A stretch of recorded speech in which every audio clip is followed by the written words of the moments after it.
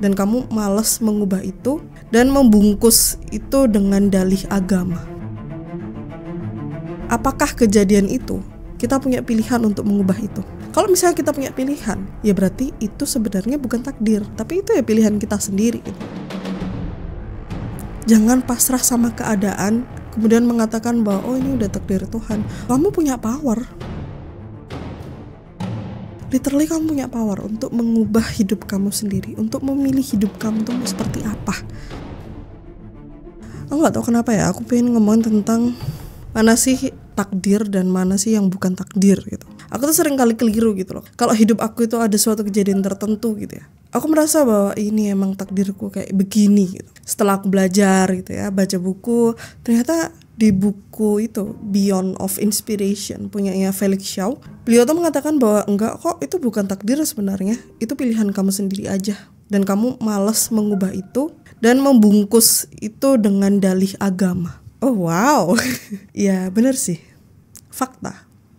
Di buku Beyond of Inspiration itu ada sebuah cerita tentang seorang pencuri, di mana pencuri itu saat itu ditangkap dan diadili, dibawa ke pengadilan gitu ya. Dan si pencuri ini bilang kalau dia ini nggak bisa dihukum. Aku ini nggak bisa dihukum karena aku mencuri itu sudah dituliskan dalam Lauhul Mahfudz, sudah ditakdirkan sama Tuhan itu.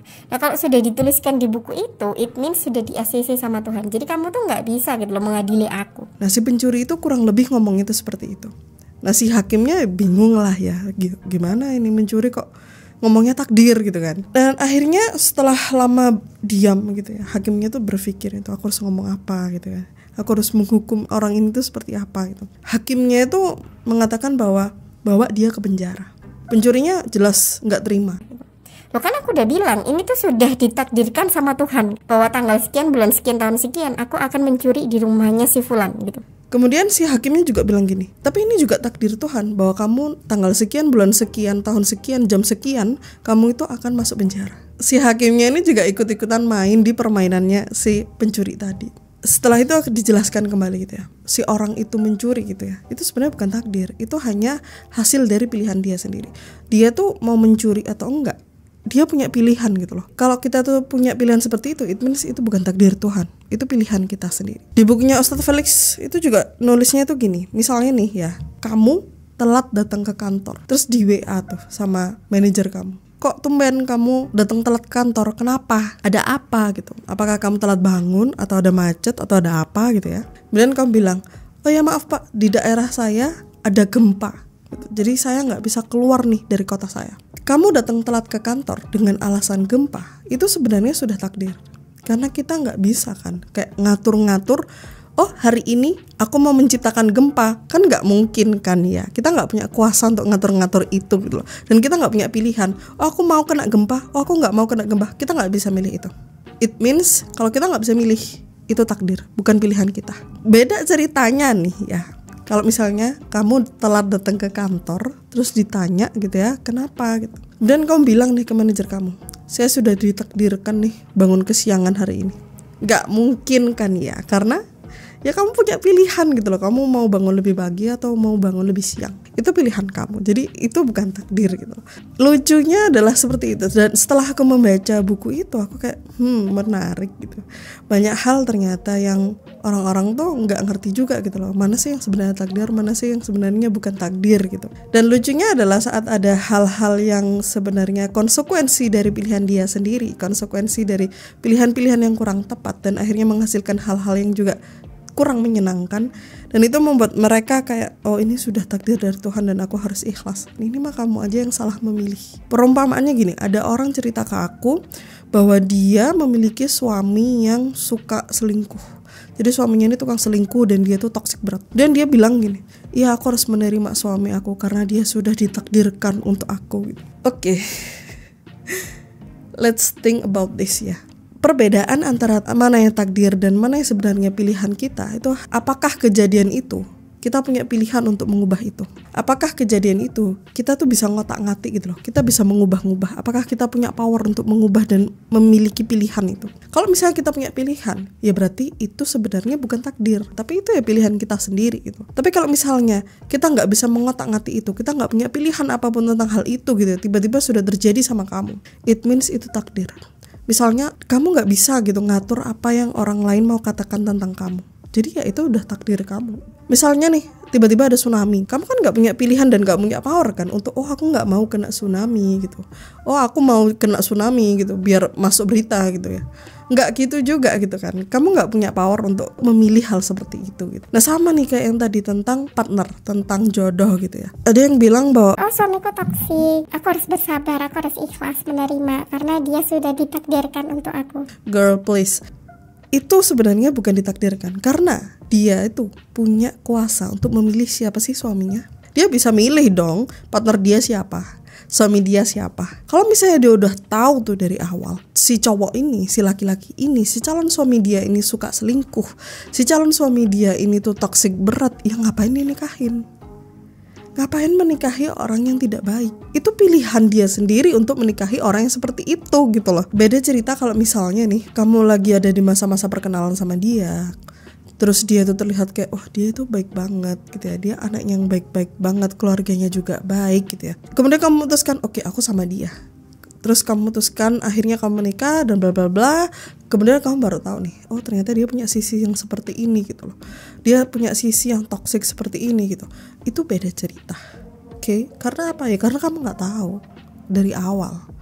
Dan kamu memilih karena ya dia baik, bukan karena memilih ya aku tahu dia punya hal-hal negatif seperti ini, kemudian kayak I'm fine with it gitu. Jadi intinya sebenarnya kamu tuh bisa milih gitu loh. Hidup seperti apa sih yang kamu mau, karirnya seperti apa, mentalitasnya kamu tuh bakal seperti apa, kamu mau beragama atau enggak, kamu mau percaya Tuhan apa enggak, itu pilihan. Itu bukan takdir. Yang paling kena di bukunya Ustadz Felix tuh gini, kalau semuanya itu takdir, tapi di neraka dan di surga itu nggak ada loh daftar nama yang akan ditakdirkan masuk ke sana. It means kita yang memilih sendiri. Kamu mau masuk surga atau masuk neraka, itu kita pilih sendiri dan kita perjuangkan sendiri. Kalau ada daftar namanya nih, si A, si B, si C, si D ini bakal masuk neraka gitu ya, yang ngapain dia susah-susah berbuat baik. Kalau misalnya nih kamu gak terlalu suka dengan pembahasan yang agamis banget, kamu bisa belajar tentang Stoik. That is literally the same. Stoik ngajarin kan, kamu peduli aja sama apa yang bisa kamu ubah. Kalau gak bisa kamu ubah ya udah. Dan aku juga bahas kayak, kalau kamu bisa milih ya perjuangkan itu. Kalau kamu gak bisa milih ya udah ikhlaskan, karena itu takdir Tuhan. It is the same.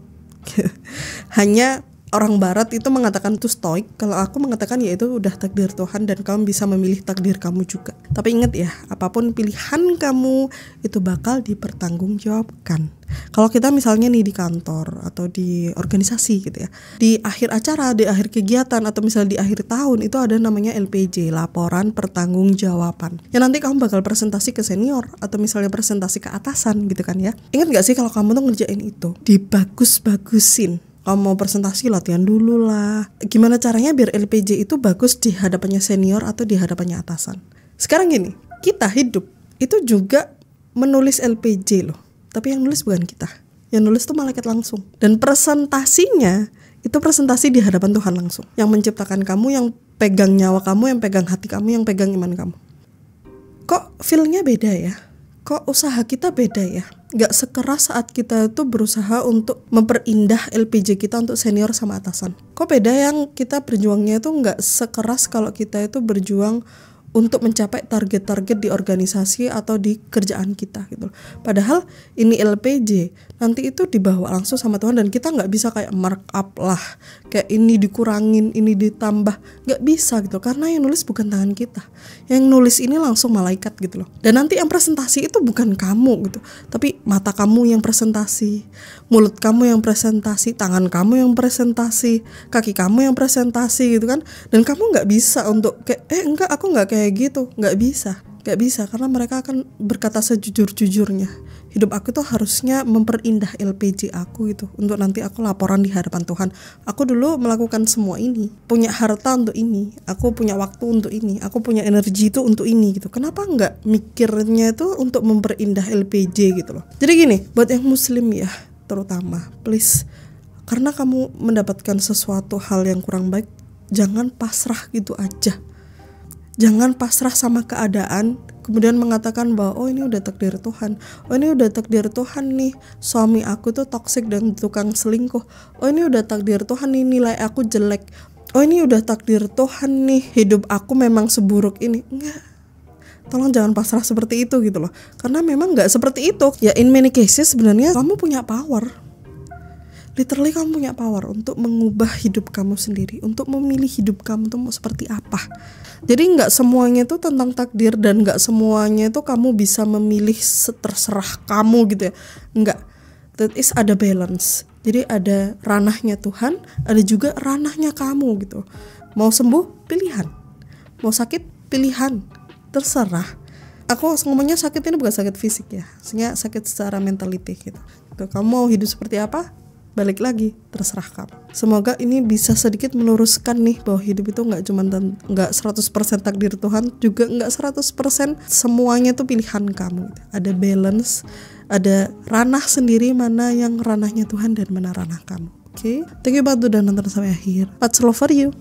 See you on the next episode. Bye bye.